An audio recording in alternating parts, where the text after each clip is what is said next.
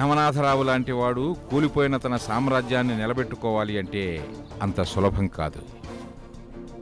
ఇక్కడ ఎవరో వాడికి సపోర్ట్ చేస్తూ ఉండాలి. అంటే మనకు నవనాథరావు మాత్రమే శత్రువు కాదు, ఇంకా ఎవరో ఉన్నారనే కదా. సపోర్ట్ చేస్తున్నది ఎవరో కాదు, ధ్రువ అనే నా అనుమానం.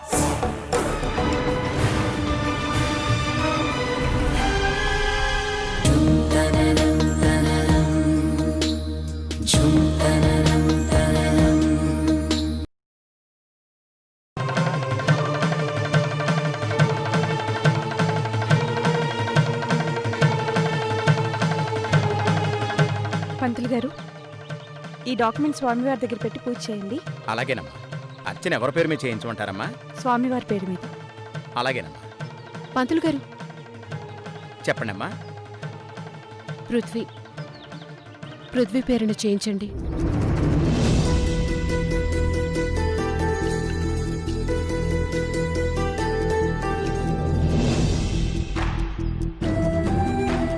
మృగశిర నక్షత్రం.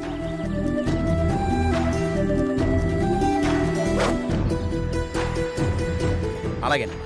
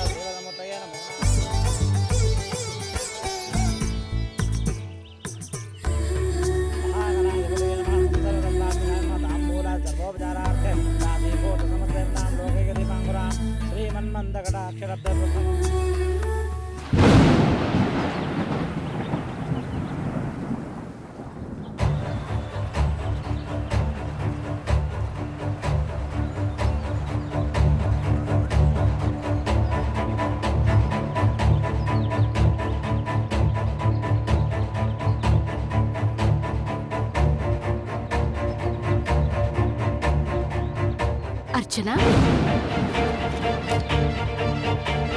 నువ్విక్కడ?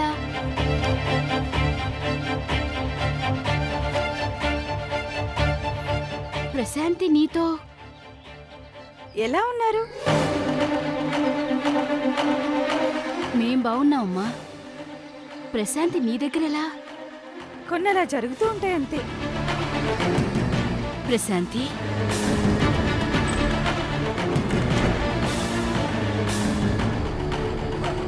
వెళ్దాం పదండి మేడం.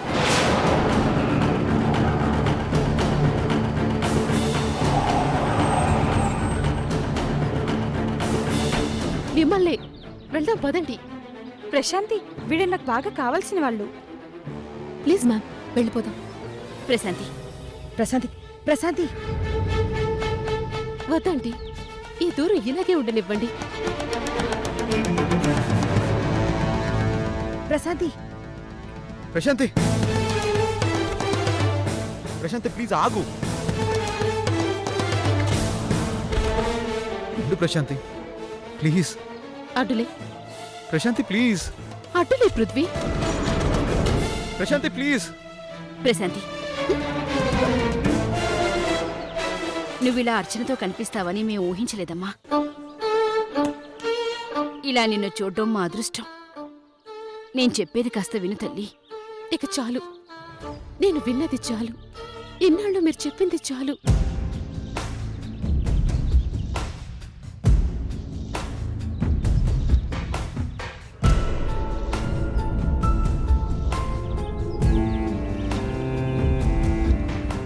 ఓపిక లేదు.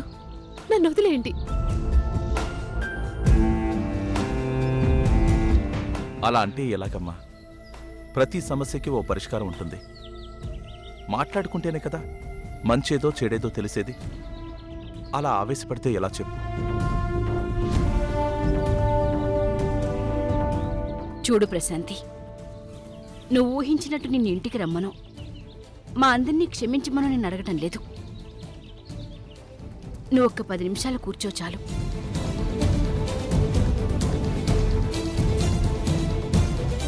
మేము ఆ ధ్రువని పిలిపిస్తాం. అన్నిటికీ నీకో స్పష్టత వస్తుందమ్మా. ఏం అవసరం లేదు.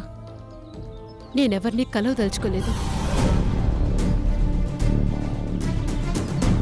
అలాంటి వాళ్ళని ఎవరినైనా కోర్టులోనే కలుస్తాను.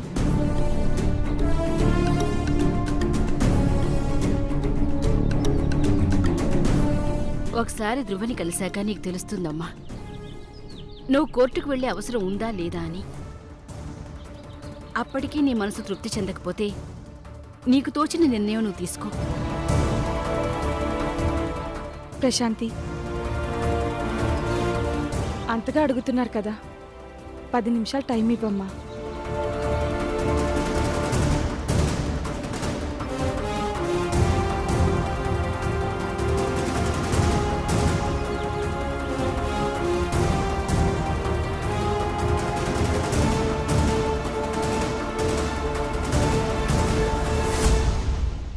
నా కోసం రా అమ్మా, ప్లీజ్. ఇలా రా, ఇలా రా, కూర్చో.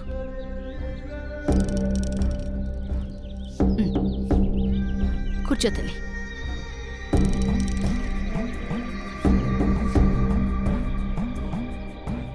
దివ్య,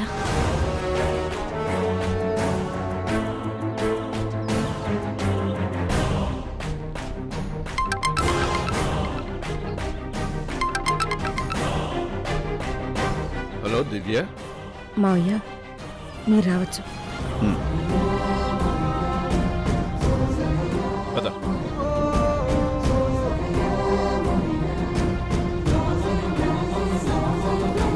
ఆవేశపడి ప్రశాంతి దగ్గరికి వెళ్ళి చెప్తావేమో. ఆల్రెడీ ఎక్స్పీరియన్స్ అయింది కదా, జాగ్రత్త.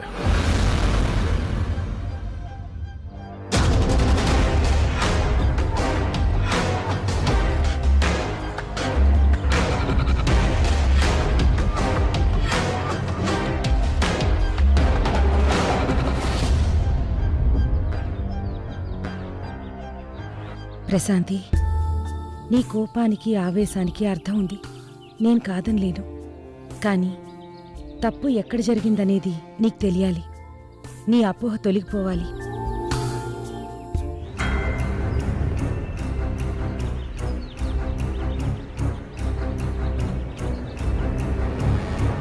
నీ అనుమానం ఎవరి మీద, ఎవరు చేసిన పొరపాటు, ఎవరిని చుట్టుకుందో నీకు స్పష్టత కావాలి. అది ధ్రువే నీకివ్వాలి. అందుకే నీతో మాట్లాడాలని, జరిగింది నీకు చెప్పాలని ఇంటికొచ్చి నీ గురించి అడిగాడు.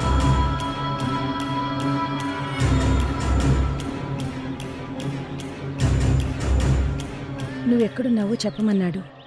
తెలిసాక చెప్తామని చెప్పావు. ఇప్పుడు కనిపించావు. ధ్రువ వస్తున్నాడు. వచ్చేం చేస్తాడాంటీ?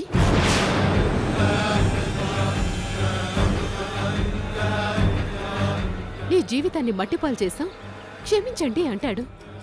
నిన్ను అనాథని చేశాం, మన్నించండి అంటాడు. అంతేగా?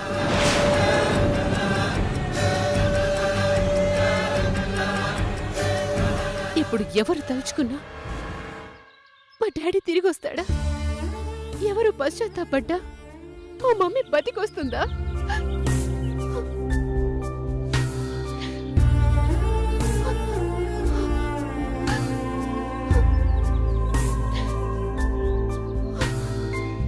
నిజమేనమ్మా. ఎవరు దేవుణ్ణి ఎంత వేడుకున్నా వాళ్ళు రారు.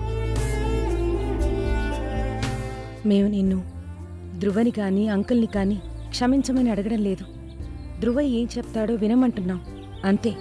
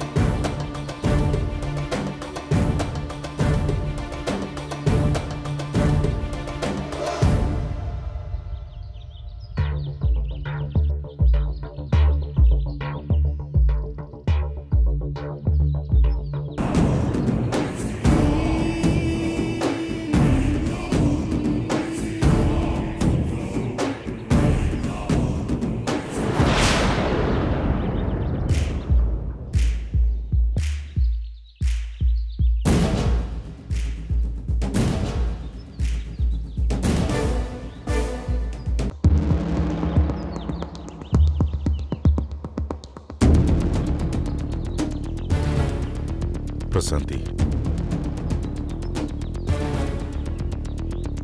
ఈ పరిస్థితిలో నువ్వు నన్ను కన్నెత్తి కూడా చూడవని నాకు తెలుసు. నన్ను చంపాలన్నంత కసిగా ఉంటామని కూడా నాకు తెలుసు.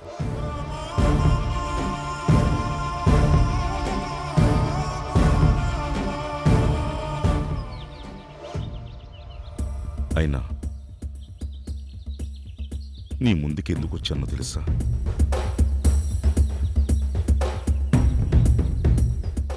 నా వల్ల నీకు నష్టం జరగటమే కాదు, ఏ పాపం తెలియని ఈ కుటుంబానికి నష్టం జరిగింది.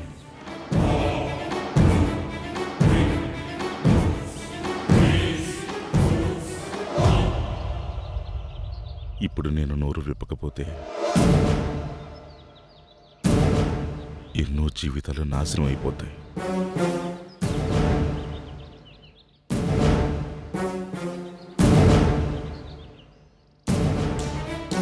అలా జరగడానికి వీల్లేదు. ఇప్పటికైనా నేను మనిషిగా మారకపోతే మంచి మంట కలిసిపోతుంది. నీ అపోహ అలాగే మిగిలిపోతుంది.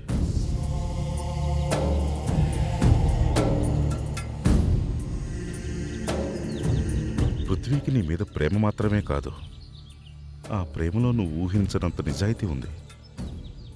అందుకే ఆ నిజాయితీని నిలబెట్టుకోవటానికి, నీ మీదున్న తన ప్రేమను చాటుకోవటానికి మీ నాన్నకు సంబంధించిన రహస్యం నీకు చెప్పాలనుకున్నాడు.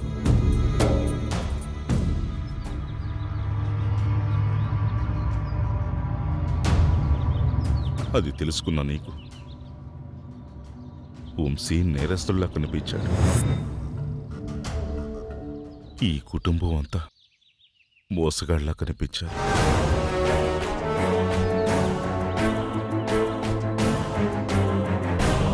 కానీ మోసం చేసింది వాళ్ళు కాదు, నేను.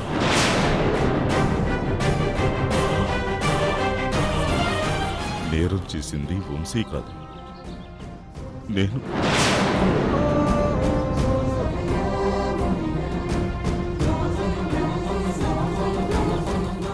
నీతికి అర్థం మీ నాన్న, నిజాయితీకి అర్థం మీ నాన్న.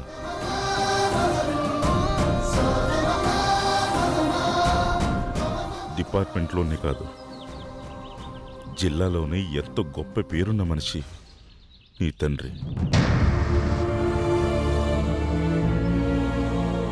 తన మంచితనం, తన నిజాయితీ నా ఇల్లీగల్ బిజినెస్కి అడ్డుగా మారింది.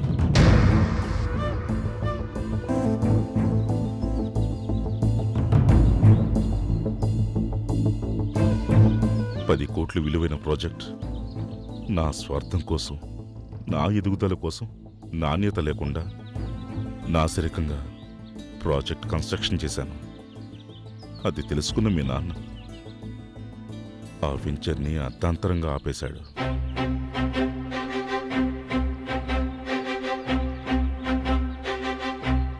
డిస్క్వాలిఫై చేసి ఫైల్ని పై ఆఫీసర్కి పంపించే ఆలోచనలో ఉన్నాడు.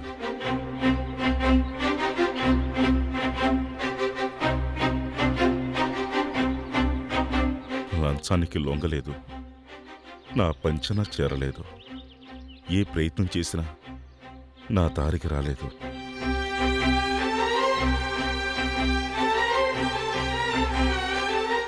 మీ నాన్న ఆ సీట్లో ఉంటే నాకు పూడ్చుకోలేనంత నష్టం జరుగుతుంది.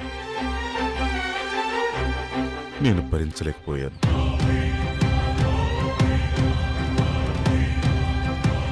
ఎలాగైనా మీ నాన్నని అడ్డు తొలగించాలనుకున్నాను. అదే విషయం వంశీకి చెప్పాను.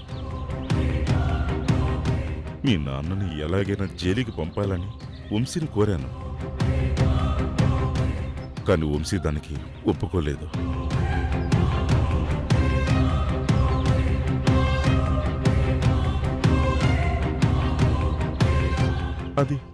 అది తప్పు అన్నాడు. మీ నాన్న అవినీతిపరుడని వంశీని నమ్మిస్తే కాని వంశీ కేసు టేకప్ చేయడం.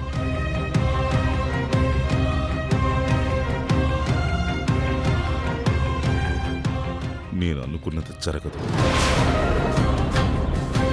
అందుకే మీ నాన్న నన్ను 10 లక్షల లంచం అడుగుతున్నాడని అబద్ధం చెప్పాను.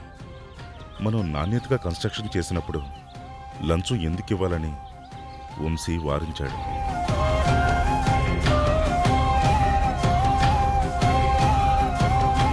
మీ నాన్న లంచగొండి అయితే దానికి తగిన సాక్ష్యాలు కావాలన్నాడు వంశీ. ఆధారాలుంటే తప్ప నేను ముందడుగు వేయనని తెగేసి చెప్పేశాడు వంశీ.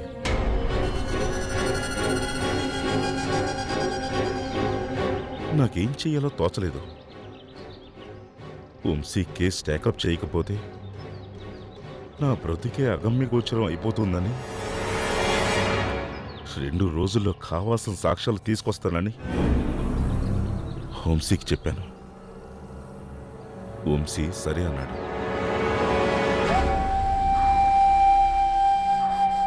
ఓ బిల్డర్ దగ్గర డబ్బు తీసుకుంటున్నట్టు సృష్టించి ఫోటోలు తీసి దొంగ సాక్ష్యాలు సేకరించి అన్నీ వంశీ ముందు పెట్టాను. ఇప్పటికైనా నీ స్నేహితుని నమ్ము అని ప్రాధేయపడ్డాను.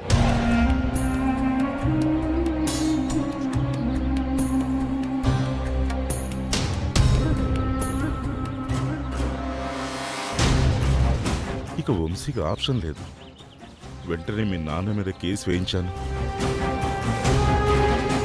అరెస్ట్ చేయించాను.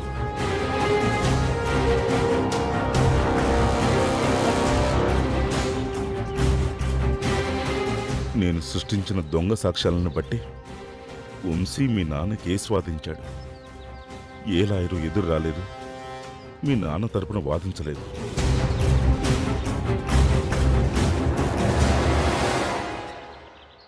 నాలుగేళ్ల శిక్ష పడింది. అది భరించలేక జీవితంలో రవ్వంత మచ్చ కూడా లేని మీ నాన్న తట్టుకోలేకపోయాడు.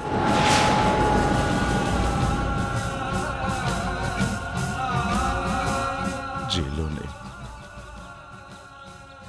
ఆత్మహత్య చేసుకున్నాడు.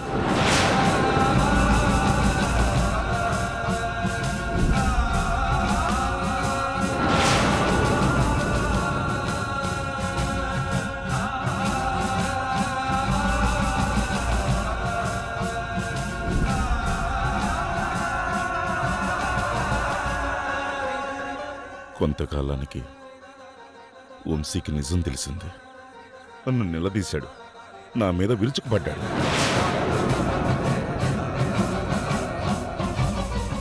కానీ మళ్ళీ నా స్నేహాన్ని అడ్డుపెట్టుకుని తప్పించుకున్నాను. కానీ వంశీ మనసు తప్పు జరిగిపోయిందని పశ్చాత్తాపడింది. ఆల్రెడీ ఆ సాక్ష్యాలు సృష్టించడంతో తన హ్యాండ్ ఉన్నట్టు నేను పుకార్లు పుట్టించాను.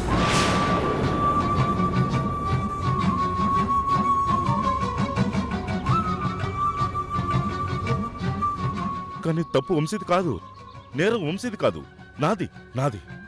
నేను నమ్మిస్తే తెలియక అలా చేశాడు.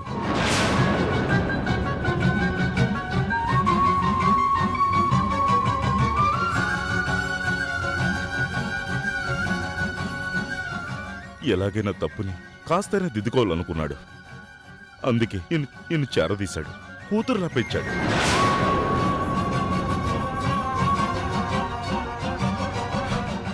జరిగిన దారుణాన్ని ఎప్పుడూ నీకు చెప్పాలని ప్రయత్నించాడు. అప్పుడు అర్థం చేసుకునే వయసు లేదు నీకు. నువ్వు ఎదిగాక చెప్పాలనుకుంటే వంశీకి ధైర్యం సరిపోలేదు. దానికి కారణం కూడా నేనే.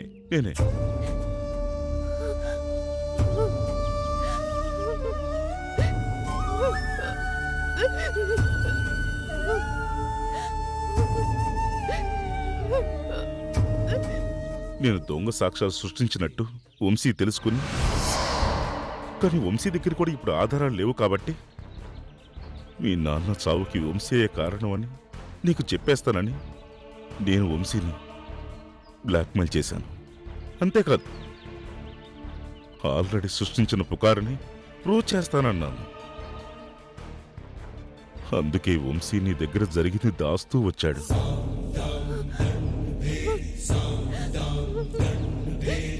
Oh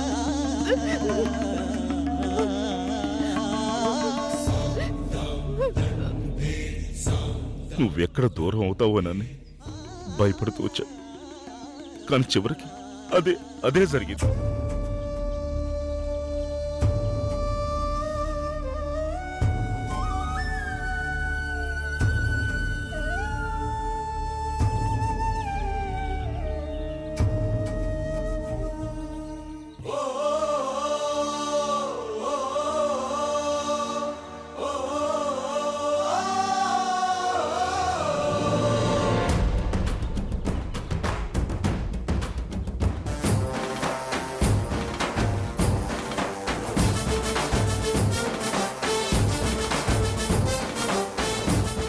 ప్రశాంతి, నీకు చేతులు జోడించి వేడుకుంటున్నాను. ఇందులో వంశీ తప్పేమీ లేదు.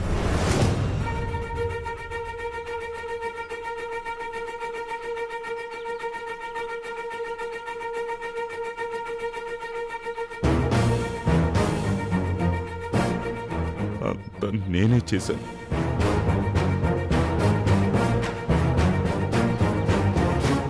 వంశీని నిర్దాక్షిణంగా ఇందులో ఇరికించాను.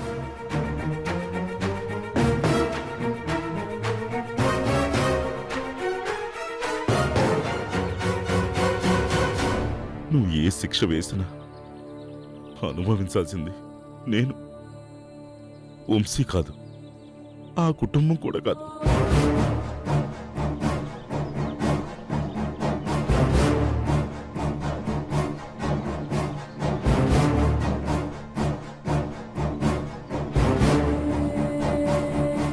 అందుకే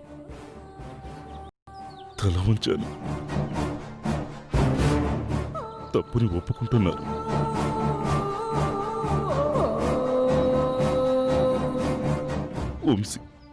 వంశీ నిర్దోషి. నువ్వు కాని ఇప్పుడు పృథ్వీకి దూరం అయితే